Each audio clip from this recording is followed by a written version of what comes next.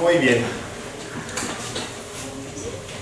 Una persona en alguna ocasión, platicando con otro creyente, le decía: fíjate que yo llevo más o menos unos 20 años de ser cristiano, ¿no? Y he ido pues durante todos estos años a la iglesia, y yo más o menos que he escuchado pues alrededor de 800 a 1000 mensajes de la Biblia. Y realmente yo no sé si vale la pena que siga viniendo a la iglesia, porque la verdad es que no me acuerdo de la gran mayoría. Digo, a lo mejor uno que otro por ahí me viene a la mente, pero nada más. Entonces la persona con la que estaba platicando le dijo: ¿cuántos años tienes de casado? Me dice: no, pues 30 años más o menos de casado. Bueno, si tú haces las cuentas, tu esposa más o menos te ha hecho unas 30,000 comidas. ¿Te acuerdas de todas las comidas que te ha hecho? Dice: no, pues la verdad es que no, nomás una que otra por ahí en ocasiones especiales.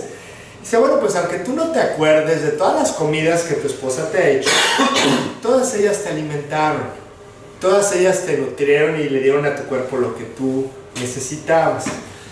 Hemos platicado que la Biblia es una carta que Dios nos escribió a cada uno de nosotros, en donde nos instruye, nos anima, nos bendice. Pero yo te tengo que decir que tenemos un enemigo, lo sabemos. La Biblia nos dice que Satanás también nos está mandando cartas, a través de las cuales nos quiere destruir, nos quiere desanimar, quiere maldecirnos. Así como la idea que este hombre tenía de ir a la iglesia. Era una carta de Satanás que llegó a su mente y dijo: pues realmente no vale la pena que yo siga viniendo aquí. No, si no recuerdo nada de lo que aquí veo, pues a lo mejor no tengo que seguir viniendo. Hay como esta carta, ¿no?, que le envió Satanás a este hombre. Pues hay muchas cartas que llegan a tu mente, que te desaniman, que te hacen dudar, que te hacen cuestionar si realmente pues tiene sentido seguir a Dios, venir a la iglesia, buscarlo a Él. Son cartas de nuestro enemigo. Y el día de hoy vamos a platicar acerca de esas cartas. Les voy a pedir si nos vamos a Segunda de Reyes, capítulo 18, y va a ser el pasaje donde vamos a arrancar esta mañana para platicar acerca de las cartas. Y un poquito para ponernos en el contexto histórico de este evento, de este momento. Toda esta escena que vamos a ver el día de hoy ocurre en el periodo de los reyes. Saúl, como sabemos, fue el primer rey de Israel. El segundo rey fue David. El tercer rey fue Salomón. Y a partir del cuarto rey, Segunda de Reyes 18, y a partir del cuarto rey, que se llamaba Roboam, este país, que era Israel, se dividió en dos. La parte del norte, que siguió siendo llamada Israel, y la parte del sur, que fue llamada Judá. Y durante muchos años permaneció esta estructura en el país, una división en norte y sur. Cada una de estas regiones tenía un rey, y el 13º rey de la región del sur se llamaba Ezequías. Ezequías fue un hombre ejemplar, un hombre que realmente rebasaba el promedio de los buenos creyentes de ese tiempo. Con todo su corazón buscó a Dios desde joven, y él era el rey del reino del sur. En este momento en la historia de Israel, el reino del norte ha sido deportado. Tomaron a todos los habitantes, a la gran mayoría de los habitantes de esta región del norte, y se los llevaron cautivos a Asiria, el imperio asirio. Y el reino del sur pues todavía sigue estando en su territorio. Y ahora estos mismos asirios, este imperio asirio, viene por el reino del sur. Dicen: bueno, pues ya nos llevamos a los del norte, pues ahora vamos a conquistar a todos los pueblos, vamos a conquistar a toda la región, vamos a llevarlos también a los del sur. Entonces este rey asirio le manda una carta al rey Ezequías, al rey del sur, no pidiéndole que se rinda y diciéndole: ¿sabes qué? O por las buenas o por las malas, tú decides. Y yo digo que por las buenas, es decir, dame a tu gente, vamos a llegar por ustedes, nos vamos a llevar a todos cautivos, vamos a agarrar tu territorio y vamos a hacerle así. Y si no, pues va a ser por las malas. Este es el contexto de este pasaje. Entonces vamos a empezar a leer a partir del versículo 28, en Segunda de Reyes 18. Entonces el Rabsaces era el general del ejército, ese era el título del general del ejército asirio. Entonces el Rabsaces se puso en pie y clamó a gran voz en lengua de Judá y habló diciendo: oíd la palabra del gran rey, el rey de Asiria. Así ha dicho el rey: no os engañe Ezequías, porque no os podrá librar de mi mano, y no os haga Ezequías confiar en Jehová diciendo: ciertamente nos librará Jehová, y esta ciudad no será entregada en mano del rey de Asiria. No escuchéis a Ezequías, porque así dice el rey de Asiria: haced conmigo paz, y salid a mí, y coma cada uno de su vid y de su higuera, y beba cada uno las aguas de su pozo, hasta que yo venga y os lleve a una tierra como la vuestra, tierra de grano y de vino, tierra de pan y de viñas, tierra de olivas, de aceite y de miel, y viviréis y no moriréis. No oigáis a Ezequías, porque os engaña cuando dice: Jehová os librará. El pueblo de Dios en ese momento tiene un enemigo muy fuerte que pretende atacarnos, desanimarnos, producir temor y hacernos cautivos, igual que le está pasando al pueblo de Judá, y constantemente nos va a estar enviando cartas con este propósito. Satanás te ha estado enviando cartas esta semana para que te enojes, para que te desanimes, para que no leas, para que no busques a Dios. De la misma manera que este general asirio llegó con la carta delante del pueblo de Judá. Y el versículo 29 leíamos, dice: así ha dicho el rey: no os engañe Ezequías, porque no os podrá librar de mi mano. Que no te engañe tu rey, no te va a librar de esto, no te va a librar de nosotros. Ubícate, somos un imperio muy poderoso, tenemos mucho poder, tenemos un gran ejército. Que no te engañe tu rey. Nadie te puede librar en este momento. Las cartas que nosotros recibimos, en primer lugar, tratan de fomentar nuestra incredulidad, el no creerle a Dios, el no creer que Él puede hacer cosas.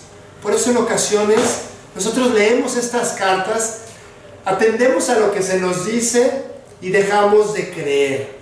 Cuando hay tantas promesas en la Escritura que nos muestran que ahí está Dios, al pendiente de nosotros, para ayudarnos y para sacarnos adelante, alertándonos para que no pequemos por nuestro propio bien.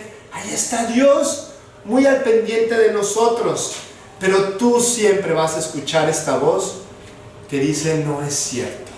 Lo que aquí dice no es cierto, ¿no? Me viene a la mente aquella escena en el huerto del Edén, cuando está la serpiente hablando con Eva y le dice: con que Dios os ha dicho no comáis de todo árbol que está en el huerto, ¿no? Con que Dios te ha dicho, eso no es cierto.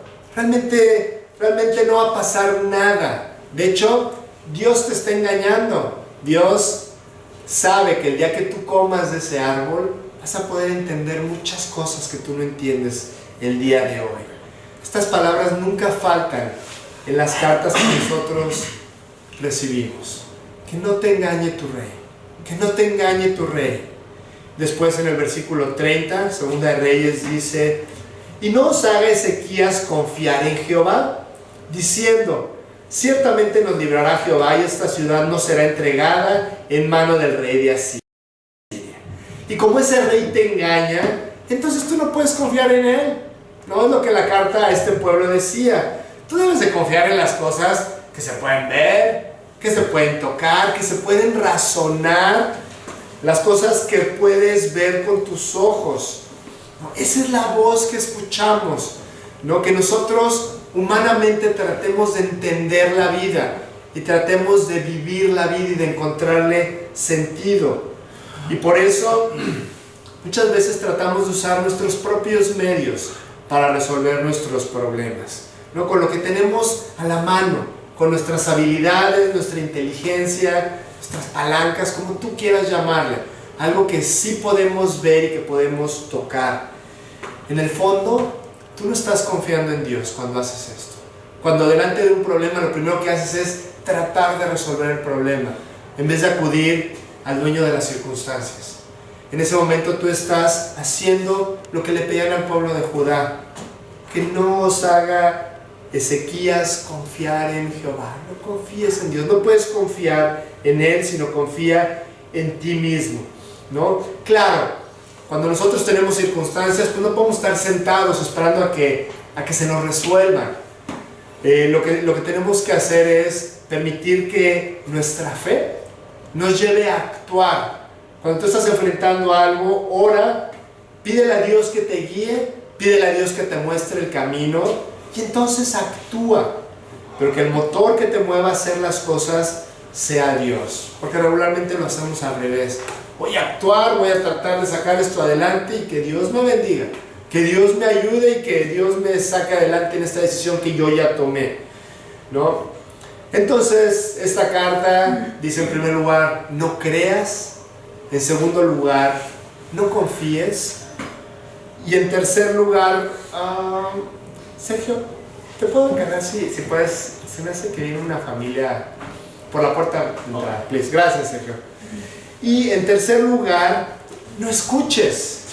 No escuchéis a Ezequías, porque así dice el rey de Asiria: haced conmigo paz y salid a mí, y coma cada uno de su vid y de su higuera, y beba cada uno las aguas de su pozo. No escuches lo que se te dice, ¿sabes? Esta es una voz que nos grita muy fuerte, constantemente, ¿no? No escuches la voz de Dios. Si tú no estás atento a la voz de Dios, si tú estás atento a estos gritos, ¿no?, que constantemente escuchamos en el mundo, ¿no? No vamos a poder atender a la voz de Dios. Esta voz es muy fuerte que se escucha en la sociedad acerca de que vayamos por un camino, por el otro, y que busquemos tantas cosas, cuando Dios también nos está tratando de hablar y tenemos que escucharlo a Él. Aquí el Rabsaces le está diciendo al pueblo de Judá: no escuches a tu rey, porque no tiene mucho que decirte. Esta es la carta del enemigo, que como al pueblo de Judá, a ti y a mí constantemente nos están diciendo: ¿sabes? Esto no es cierto, esto solamente es una religión, solamente estás creyendo en esto porque hay que creer en algo, porque el ser humano así es, tiene la necesidad de creer. Y claro que nosotros no estamos aquí porque tengamos la necesidad de creer, confiamos en Dios, sabemos que Dios es real, sabemos que Dios existe, y esa voz que nos va a estar gritando constantemente va a ser la voz de: no escuches a Dios, no escuches lo que Él tiene que decirte en tu palabra. El mundo siempre te va a tratar de explicar cómo encontrar la felicidad y cómo vivir la vida, y sabes, sus caminos siempre te van a llevar a callejones sin salida. Te vas a topar con pared y tarde o temprano vas a decir: por aquí no era, vamos a regresarnos y vamos a buscar otra opción.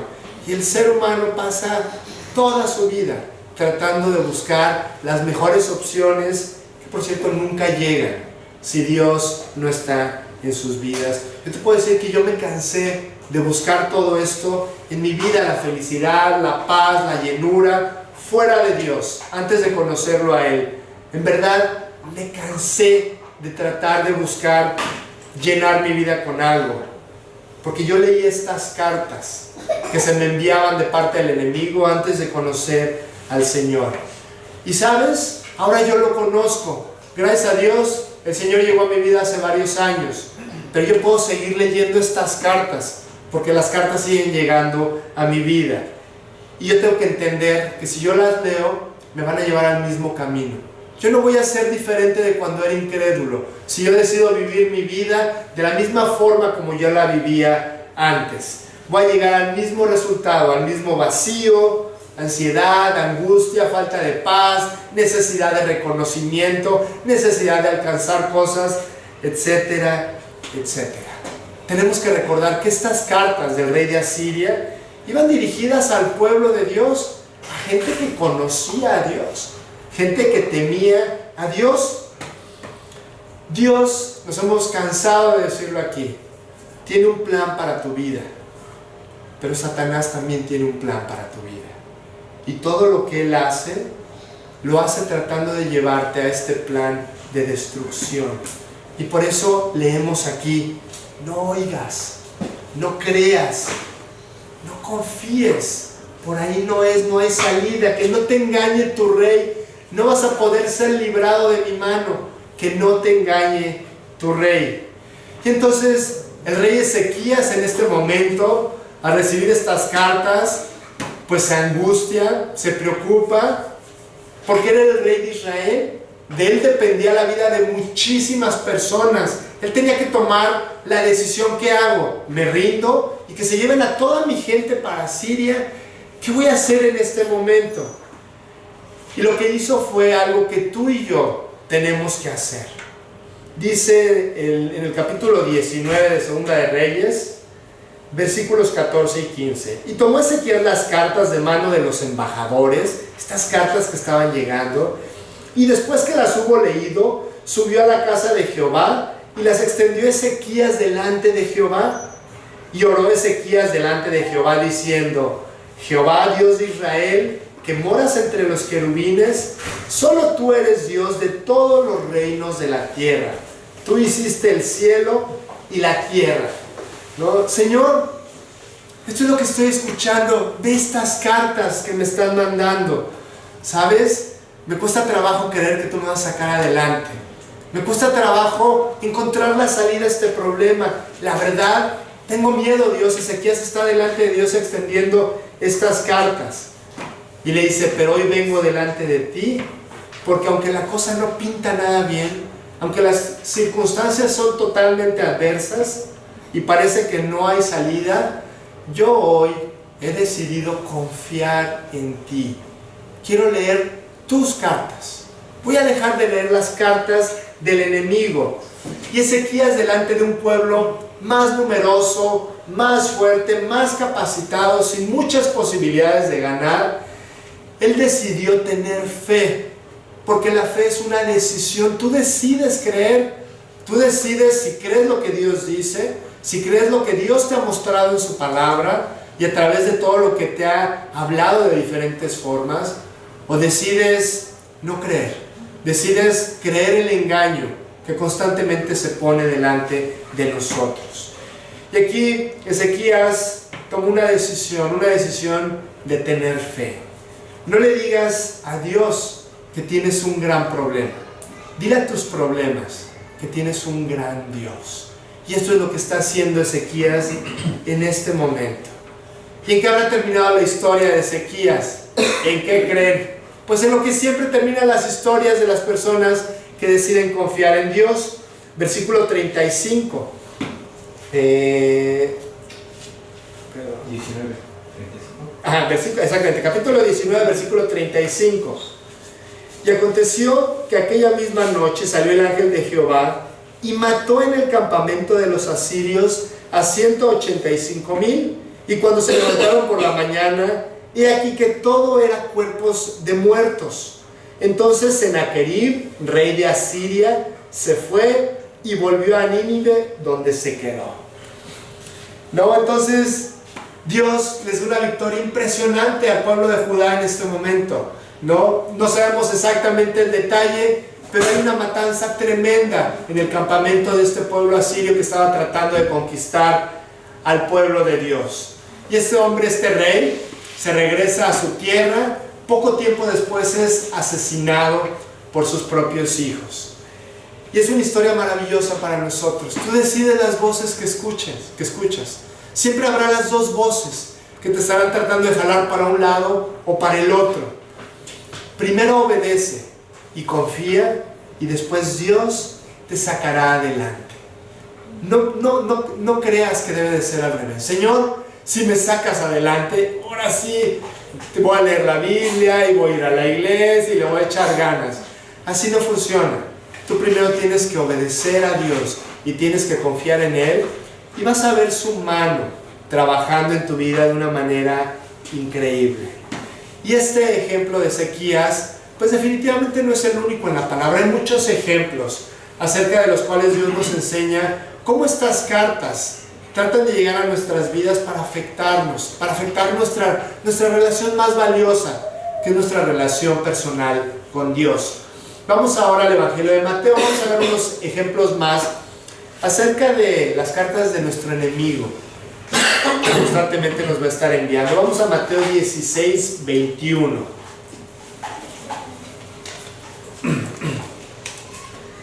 Desde entonces comenzó Jesús a declarar a sus discípulos que le era necesario ir a Jerusalén y padecer mucho de los ancianos, de los principales sacerdotes y de los escribas, y ser muerto y resucitar al tercer día. Entonces Pedro, tomándolo aparte, comenzó a reconvenirle diciendo: Señor, ten compasión de ti, en ninguna manera esto te acontezca. Pero él, Jesús, volviéndose, dijo a Pedro: Quítate de delante de mí, Satanás. Me eres tropiezo, porque no pones la mira en las cosas de Dios, sino en las de los hombres. Jesús entendía perfectamente su propósito y conocía su fin. Y es impresionante que Jesús, sabiendo todo lo que le iba a ocurrir, nunca se hizo a un lado. Siempre se mantuvo firme en su decisión de ir a la cruz, porque fue su decisión. No fue decisión de Pilato, no fue decisión de Herodes, ni de los principales religiosos de ese tiempo. Y bueno, en ese momento vemos a Jesús pasando por un tiempo muy difícil, pensando que se acerca ese momento, ¿no? Y Jesús probablemente en su mente pensaba en el dolor físico, ¿no? En todo lo que le iban a hacer a su cuerpo, cómo iba a ser maltratado y finalmente muerto. Sin embargo, eso no era lo peor. Lo peor de la cruz no fue el dolor físico, no fueron los latigazos, ni los clavos, ni la corona de espinas. Lo peor en la cruz es que Cristo tendría que ir al infierno a sufrir el pecado de cada uno de nosotros. Por primera vez en toda la historia de la eternidad, Jesús se iba a separar del Padre. Y Jesús estaba pasando por un tiempo muy difícil, sabiendo que lo tenía que hacer por su propia voluntad. Y entonces les explica a los apóstoles: oigan, viene esto, este va a ser el itinerario de los siguientes días. Y entonces Pedro se pone delante de él y le dice: Jesús, no lo hagas, no te hagas esto y no nos hagas esto a nosotros. Y Jesús le dice unas palabras que pueden sonar muy duras, pero que nos dan una gran enseñanza. Quítate de delante de mí, Satanás.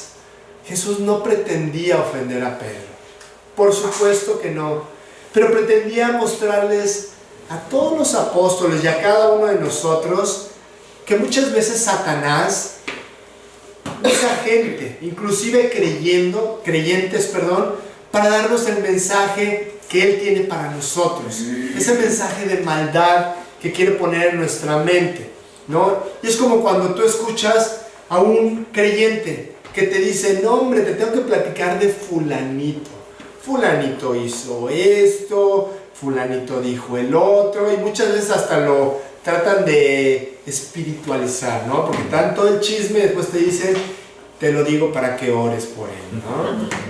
Pero realmente tú ves que esto causa un impacto en tu vida de una manera muy fuerte. O la gente que te dice: no exageres, hombre, o sea, no es para tanto, está bien leer la Biblia, está bien ir a la iglesia, está bien entregarte, pero esto sí lo puedes hacer, o sí puedes ir a este lugar, ¿no? Hay voces que nos van a estar constantemente invitando a que vayamos en sentido contrario a Dios. La voluntad de Dios era que Cristo muriera, y en este momento Pedro está tratando de convencer a Jesús de que vaya en contra de la voluntad de Dios.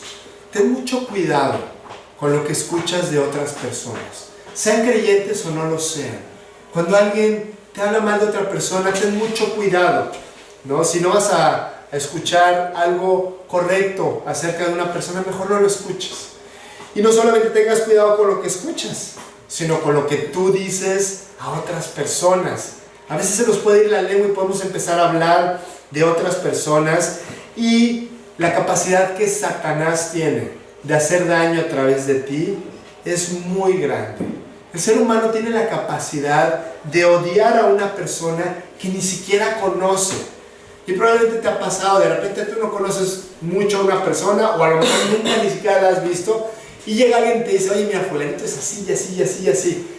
Y esa persona para ti ya lo es. Ni lo conoces, ni has platicado con él, pero en tu mente ya tienes la idea de que es mala onda, de que es hipócrita, que es lo que te han dicho, lo que te dijo la otra persona. Satanás envió una carta a Jesús a través de Pedro. Pedro se tragó el anzuelo. Pedro fue con Jesús y le dijo, no tienes que hacer esto. Finalmente Jesús decidió no leer esa carta. Y le dijo, ¿sabes qué? Esto no es por ahí, Pedro. Vamos a seguir adelante con el proyecto. Si Satanás trató de engañar a Jesucristo, ¿tú crees que no lo va a tratar de hacer contigo? Lo tratará de hacer con nosotros constantemente. Tenemos que estar muy alertas. Tenemos que tener cuidado. Hay otro ejemplo en el libro de Nehemías, en el capítulo 4, versículo 6. Y dice... que no se los puse, perdón. Nehemías 4 dice: edificamos pues el muro, y toda la muralla fue terminada hasta la mitad de su altura, porque el pueblo tuvo ánimo para trabajar. Pero aconteció que oyendo Sanbalat y Tobías y los árabes, los amonitas y los de Asdod, que los muros de Jerusalén eran reparados, porque ya los portillos comenzaban a ser cerrados, se encolerizaron mucho y conspiraron todos a una para venir a atacar a Jerusalén y hacerle daño. Bueno, platicamos acerca de este rey del sur, Ezequías. Más o menos unos 100 años después ocurre este evento. Un poco más. El pueblo de Judá finalmente es llevado cautivo, no por los asirios, sino por los babilonios. Este imperio, el imperio babilónico, llegan 100 años después con el pueblo de Judá y se los llevan cautivos. El templo es destruido, la ciudad es destruida y finalmente, unos años después, ellos pueden regresar. Este pueblo cautivo de Judá puede regresar a reconstruir su templo. Cuando una persona se aparta del Señor, ¿qué es lo que representa esta escena? El pueblo de Judá adoró a dioses, adoró a ídolos y finalmente ellos se apartaron de su territorio, de su relación con Dios, que era el templo, no de todo lo que ellos amaban. Dios los llevó lejos a Babilonia. Finalmente esto representa la vida de una persona que vive para Dios y que lo sigue y que se decide alejar de Él. Para regresar, tú debes de reconstruir primero tu relación con Dios, ¿no? ¿Cuántos ejemplos de personas que de vivir para Dios se han alejado, se han enfriado y pues de repente empiezan a tener problemas por todos lados, ¿no? Porque Dios, cuando nosotros vamos por nuestro propio camino, la verdad es que nuestras decisiones muy fácilmente nos pueden llevar a la ruina, en el matrimonio, en el trabajo, en lo que tú quieras, ¿no? Y lo que tú tienes que hacer es regresar primero a reconstruir el templo. Tu relación con Dios es lo más importante. Primero regresa con Dios, búscalo, arregla tus cuentas con Él y después vas a poder empezar a arreglar todas las cosas que están alrededor en tu vida. Primero el templo y luego la ciudad. Estos dos hombres, Esdras y Nehemías, fueron los encargados de regresar de este cautiverio en Babilonia a reconstruir el templo. Y entonces le están echando muchas ganas, han traído un grupo de gente, ven y la ciudad está hecha garras, está totalmente destruida, los muros caídos, toda la ciudad está totalmente destruida. Y dicen, bueno, pues vamos a empezar a reconstruir, vamos a empezar con el templo. Entonces ellos empiezan a trabajar, empiezan a reconstruir y le están echando muchas ganas. Están tratando de reconstruir esas áreas de la ciudad que están mal y del templo.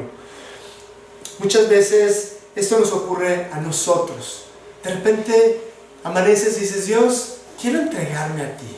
De verdad que quiero luchar en mi relación contigo, quiero buscarte, quiero agradarte. ¿Y sabes qué es lo primero que va a pasar? Te van a empezar a llegar cartas de desánimo, de desaliento, para que tú no lo hagas, para que tú no reconstruyas esas áreas de tu vida que tienen que ser reconstruidas. Llegaron estos hombres, Sanbalat, Tobías, los árabes, los amonitas, los de Asdod, y se enojaron mucho porque vieron que estaban construyendo nuevamente todo y conspiraron para venir a atacar a Jerusalén y para hacerle daño y para hacer que esos hombres desistieran de su trabajo. Tenemos que tener cuidado con estas cartas de desánimo, con estas cartas de desaliento. Estos hombres terminaron reconstruyendo todos los muros con una mano y con otra mano su espada, porque sabían que los iban a atacar y a lo mejor iban a luchar para que ellos no siguieran con el proyecto de reconstrucción. La mira del enemigo está sobre los creyentes, sobre las personas que pueden ser útiles en manos de Dios. Él está buscando tu vida para desanimarte, para desalentarte, para traer esta lucha en tu vida, ¿no? Y así lo experimentamos en muchas ocasiones.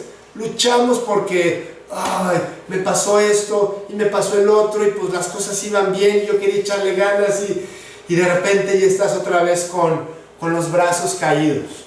Son estas cartas que nosotros a veces leemos. Mucho cuidado con las cartas que tú decides leer. Esas cartas que te desaniman en tu vida al lado de Dios. Siempre estarán en el buzón. Siempre estarán ahí tratando de que tú desistas. Para que tú pienses que lo que estás haciendo no tiene mucho sentido o es inútil. Entonces Nehemías con toda su gente están, pues con el problema encima, con mucho trabajo de reconstrucción y ahora pues viene toda esta oposición que ellos tienen. Pero ¿sabes? Ellos recordaron algo muy importante. Ellos recordaron que no estaban solos, que en este proyecto de reconstrucción no estaban ellos solos. Ojalá que Dios te pueda llevar a completar el trabajo que te ha encomendado. En reconstruir lo que tú tengas que reconstruir. En trabajar en áreas de tu vida, en participar en actividades de la iglesia, en alentar a otros creyentes. En verdad, ojalá que Dios pueda cumplir ese proyecto en cada uno de los que estamos aquí. Y que esas cartas de desánimo y desaliento no nos lleven a rendirnos y a dejar de hacer el trabajo. Dios tiene un proyecto para ti. En verdad que Dios tiene un proyecto para cada persona. Nunca olvides que no estás solo. Dice la palabra que si Dios es por nosotros, ¿quién contra nosotros? ¿Quién contra nosotros? Acude a Dios, ve con Él. Nehemías dijo: Señor, ayúdanos. Necesitamos terminar esta obra. Y la terminaron. Ellos pudieron terminar con este proyecto maravilloso. Tú puedes terminar con el proyecto que Dios tiene para ti. Vamos a regresar ahora al libro de Génesis y comentábamos un poquito acerca de esta escena en el huerto del Edén. Vamos al capítulo 3. Génesis 3 y vamos a empezar a leer el versículo 1. Pero la serpiente era astuta, más que todos los animales del campo que Jehová Dios había hecho, la cual dijo a la mujer: ¿con que Dios os ha dicho, no comáis de todo árbol del huerto? Y la mujer respondió a la serpiente: del fruto de los árboles del huerto podemos comer, pero del fruto del árbol que está en medio del huerto, dijo Dios, no comeréis de él, ni le tocaréis para que no muráis. Entonces la serpiente dijo a la mujer: no moriréis, sino que sabe Dios que el día que comáis de él, serán abiertos vuestros ojos y seréis como Dios, sabiendo el bien y el mal. Ya vimos que hay cartas para influirte para el mal de una u otra forma, como Jesús con Pedro. Ya vimos que hay cartas para desanimarte, como Nehemías. Bueno, hay cartas también para decirte que Dios es un mentiroso. Y este es el caso. Satanás siempre se presentará como la mejor opción para nuestras vidas. No, por eso hay frases que son muy comunes en nuestra sociedad. Vive el momento, el dinero no es la felicidad, pero como ayuda, ¿no? El que no tranza no avanza, ¿no? O sea, formas de vivir la vida totalmente contrarias a Dios, ¿no? En caminos totalmente opuestos, y la gente se las traga. La gente piensa que sí, que en verdad el dinero te puede dar cierta felicidad, ¿no? Y nos hemos cansado de platicarlo aquí. Pregúntale a la gente que tiene todo el dinero del mundo. ¿Sabes qué es lo que necesitan? Un poquito más. o un poquito más de dinero, o un poquito más de poder, o un poquito más de algo más. Porque el dinero no es ni un poquito de felicidad. Y para presentarse Satanás como la mejor guía para nuestra vida, él tiene que opacar la opción de vivir conforme a los principios bíblicos. Y por eso dice que Dios es un mentiroso, ¿no? Y hay muchas voces que nosotros vamos a escuchar que te van a decir: ¿a poco crees en la Biblia? Ese libro se escribió hace 2000 años, ¿no? O más, no está pasada de moda. Dios no te puede sacar adelante de saber, a ver si es cierto. Al mismo Jesús en la cruz, a ver si tú eres el Hijo de Dios, a ver si es cierto, bájate a ver si para que te creamos, ¿no? Realmente Dios no es un mentiroso. Dice la Biblia que Dios no es hombre para que mienta. Satanás engañó a Eva en este momento. Que no nos engañe a nosotros. Que no te haga pensar que Dios es un mentiroso. Cada vez que tú pecas es porque tú fuiste engañado, porque te tragaste el anzuelo, porque pensaste que era mejor esa opción que la opción de vivir conforme a los principios de Dios. Estas cartas llevan un veneno tremendo y siempre van a estar en nuestro buzón. Y nosotros tenemos que tomar decisiones. La vida del creyente es una vida de decisiones. Empezó con una decisión, cuando alguien llegó delante de ti y te dijo: oye, ¿quieres aceptar al Señor? ¿Quieres reconocer que tú has pecado? ¿Quieres reconocer que tú necesitas a Dios en tu vida? Y en ese momento tú tuviste que tomar una decisión. Y esa decisión fue la primera de muchas que tú debes de tomar. Y la decisión de no leer todas estas cartas, de espantar esos pensamientos o esas voces que llegan a tu vida inmediatamente, es una decisión que tú tienes que tomar todos los días, ¿no? Tú tienes que decidir qué vas a hacer con esas cartas. No las leas. No leas esos engaños que llegan a ti. Nunca pienses que lo que Dios escribió en su palabra se puede debatir o se puede dudar. La palabra de Dios es perfecta. Ha habido cantidad de hombres tratando de comprobar que la Biblia es una mentira. Nadie ha podido comprobar que la Biblia de Dios, la palabra de Dios, no es cierta en su totalidad. Todo lo que Dios escribió, porque le escribió Dios, no le escribió un hombre. Ellos ven a Dios como si fuera una persona que es capaz de cometer errores y caer en contradicciones. La escribió Dios. Nunca pienses que la Biblia no aplica para ti o que no tiene cumplimiento de una o de otra manera en tu vida, ¿no? Y bueno, cuando Dios habla acerca de Satanás, en palabras de Jesús, se refiere a él como el padre de mentira, porque es un mentiroso. Finalmente, las cartas de Satanás tratarán de hacernos sentir poca cosa, ya empezando con la parte final de nuestra enseñanza. El diablo siempre tratará de hacerte sentir que no vales tanto. Yo te tengo que decir hoy que tú eres lo más valioso para Dios. Él creó el universo por ti. Él murió por ti. Él preparó una casa eterna para ti. Dios se refiere a ti como la niña de sus ojos. Tú no eres poca cosa. Nadie lo somos delante de Dios. Somos de gran estima para Él. Y dice en 1 Samuel 17:28.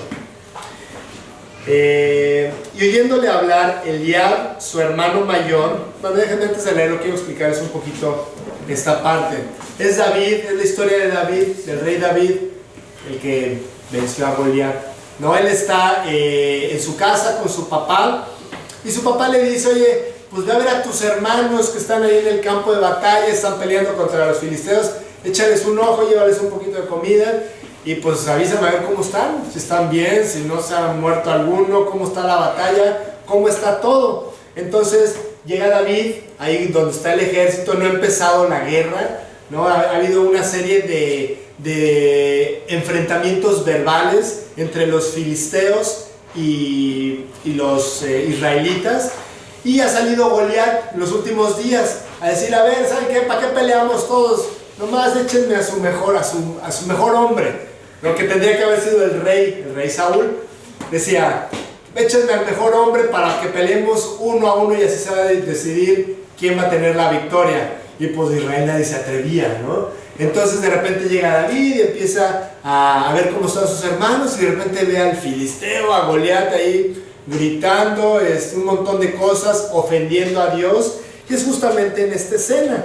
Dice, y oyéndole hablar a David, Eliab, su hermano mayor, con aquellos hombres, se encendió en ira contra David y dijo, ¿para qué has descendido acá? ¿Y a quién has dejado aquellas pocas ovejas en el desierto? Yo conozco tu soberbia y la malicia de tu corazón, que para ver la batalla has venido. No, David era el menor de sus hermanos y tenía el trabajo de menor rango. Sus hermanos estaban en el ejército. Él era un pastor de ovejas y realmente era un pastor de muy bajo rango. Digo, un trabajo de muy bajo rango cuando una persona era pastor de ovejas. Entonces su papá lo manda y llega con su hermano, y su hermano lo empieza a humillar así delante de todos. Y le dice, a ver, ¿y tú qué haces aquí? Eres un pastor, eres un niño, eres un soberbio y aparte eres un chismoso, porque nomás vienes a ver a qué está pasando, ¿no? Y bueno, es muy común que lleguen estos mensajes a la vida del creyente tratando de hacerte pensar que tú eres poca cosa en las cosas que se refieren a Dios. Que a lo mejor Dios no puede usarte de alguna manera, ¿no? El hermano le dice, oye, ¿qué haces aquí, David? No sirves en esta batalla. No tiene ningún sentido que tú estés aquí. Eres poca cosa, David. ¿Sabes qué? Mejor regrésate, vete con mi papá. Y así escuchamos nosotros voces que nos dicen, tú no sabes hablar de Cristo, ni los versículos te saben. El de junto, él sí vive bien, él vive mejor que tú, y aparte sirve a Dios de esta y de esta y de esta forma. No, tú estás cortado con otra tela. Tú limítate en escuchar un poquito de la Biblia y nada más. Dios no puede hacer grandes cosas en ti. Tú no sirves para la guerra, igual que le dijeron a David. Y Satanás tratará constantemente de menospreciarte y hacer que tú mismo te menosprecies, que tú mismo te convenzas de que tú no sirves tanto para un ministerio en la obra de Dios. Pero tú, a los ojos de Dios, tú eres una persona muy importante, ¿no? Entonces llega David y ve esta situación y él dice, pues yo voy a seguir. Él pudo haber dicho, no, pues sí, pues ya mejor me regreso, ¿no? Y dijo, no, a ver, ok, pues a ti no te voy a hacer caso, voy a seguir viendo qué hay aquí y qué puedo hacer yo para Dios. Él sabía que para Dios él era muy importante, que no importaban sus características físicas. Él era un jovencito, un niño, ¿no? Cuando la guerra era para hombres grandes y fuertes. Para Dios era muy importante. Yo me quiero imaginar la cara de su hermano, unos minutos después de que está de repente David enfrente de Goliat. Yo imagino al hermano así diciendo, ¿este cuate qué está haciendo, no? Y de repente David sacando la onda y clavándole la piedra en la frente y el gigante cayendo, y David sacando la espada y después con la cabeza del filisteo. Imagínate la cara de su hermano, ¿no? Esa cara que unos minutos antes decía, tú no sirves para nada. Fue la persona que rescató aquella tarde al pueblo de Israel de los filisteos. Lo mata y empiezan a perseguir a los filisteos y tienen una victoria contundente, porque David decidió no leer esa carta, decidió seguir adelante, decidió confiar en Dios y no en sí mismo. ¿Sabes? Todo lo podemos en el Señor. Pablo no se escribió cuando no se equivocó cuando en el libro de Filipenses escribe, todo lo puedo en Cristo que me fortalece. En Cristo. No estamos solos. A lo mejor si tú estuvieras solo en esta vida, pues sí dirías, oye, pues sí, yo no soy bueno, yo no tengo cualidades, yo no tengo capacidades, pero al estar en Cristo, todo lo podemos, porque Él es el que nos da la fuerza para hacer todas las cosas. Recordemos que Pablo escribió esta carta siendo el prisionero del ejército más fuerte de esa actualidad, ¿no? Pablo reconoció su debilidad la debilidad que él tenía, pero al mismo tiempo reconoció que de su lado estaba el más poderoso, el todopoderoso, ¿no? Y la obra de Dios, yo te quiero decir que es un rompecabezas, en donde cada pieza es muy importante. Tú eres muy importante, ¿no? Si falta una pieza, no será lo mismo, ¿no? Tú eres clave en el trabajo de Dios. No leas, por favor, esas cartas que dicen que no es así. No leas esas cartas que dicen que Dios no puede cambiar tu vida, ¿no? Realmente, Oscar, si quieres, ya, si quieres, el cuartito está condicionado para... Oscar. Okay. Aquí en estrella. ¿No? Entonces, realmente estas cartas que te dicen, tú no las haces para esto, o sea, realmente tenemos que desecharlas. ¿Y sabes qué tenemos que hacer? Tenemos que leer la carta que Dios te escribió a ti, su palabra. Para eso Dios escribió la Biblia, porque Él te quiere mandar esta carta, en donde te advierte de todos los peligros y al mismo tiempo te dice que te ama, que tiene un plan para ti, te dice por qué te trajo a vivir a Estados Unidos, te dice por qué tienes la familia que tienes, te dice por qué te pasan aquellas cosas que tú no entiendes. Por ejemplo, los jóvenes, de repente vas creciendo y de repente no entiendes muchas cosas, es normal, ¿no? Abre los ojos y ¿qué hago aquí? ¿Por qué estoy así? ¿Por qué me pasa esto? ¿Por qué me siento de esta forma? ¿Qué es lo que viene más adelante? Y la Biblia, cuando tú empiezas a leer la palabra de Dios, ahí están todas las respuestas, porque es la carta de Dios escrita para cada corazón. Tiene un destinatario especial que eres tú. Hay una razón por la que tú estás en las circunstancias en las que tú estás el día de hoy. Solamente lee esa carta, ahí vienen todas las respuestas, y deja de leer todas esas cartas que traen duda, incertidumbre, aflicción y tanto que probablemente tú estás experimentando. Es la mejor carta escrita en toda la historia de la humanidad. Fue escrita para una persona muy especial, dice la Biblia, que eres tú. Dice Josué 1:8: nunca se apartará de tu boca esta carta, sino que de día y de noche meditarás en ella, para que guardes y hagas conforme a todo lo que en ella está escrito, y entonces harás prosperar tu camino y todo te saldrá bien. Que nunca se aparte de tu boca esta carta que Dios ha escrito para ti. Es maravillosa y tiene todas las respuestas que tú y yo estamos buscando. Bueno, vamos a ponernos de pie, por favor.